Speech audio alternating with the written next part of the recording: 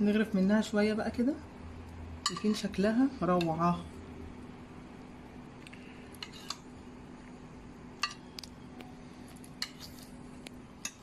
طعمها خطير يا جماعه، خطير بجد، لازم تجربوها، واول ما تجربوها لازم تدعولي. لو عجبكم الفيديو ما تنسوش تعملوا لايك وشير واشتراك في القناه.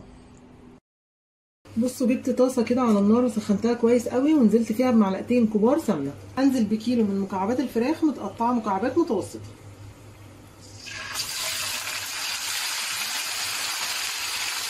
بصوا، هحط دلوقتي على الفراخ التوابل، ملح وفلفل وبهارات.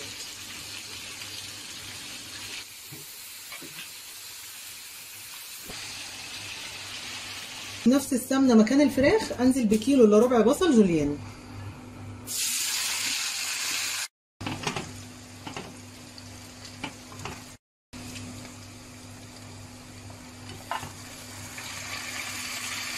اضيف الفراخ كده واقلبهم كده تقلبتين مع بعض كويس، واظبط برده التوابل تاني لان احنا حطينا البصل ولسه هنحط كمان ميه، برده ملح وفلفل وبهارات، واقلبهم مع بعض شويه.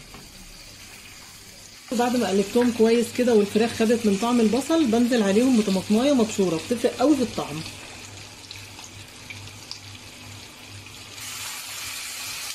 وبعد كده ضفت عليهم كوبايه ميه مغليه. وفي الاخر خالص بضيف عليها معلقه صغيره سكر، بتظبط الطعم، وبغطيها وبسيبها على النار هاديه. ما بتاخدش الطبخ كلها، ما بتاخدش وقت خالص على النار. بصوا، هي لحد كده ممكن تتقدم عادي، مفيش اي مشكله، بس انا حابه احطها في طاجن واخليها برده تاخد وش كده في الفرن. والبايركس او الطاجن اللي معايا ده كنت مسخناه في الفرن قبل كده.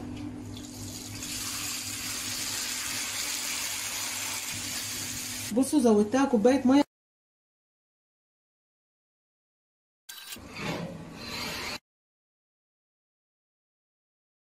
نغرف منها شويه بقى كده، يكون شكلها روعه. وصفه حلوه قوي، هتعجبكم جدا، جربوها واكتبوا لي رايكم في التعليقات. لو عجبكم الفيديو ما تنسوش تعملوا لايك وشير واشتراك في القناه.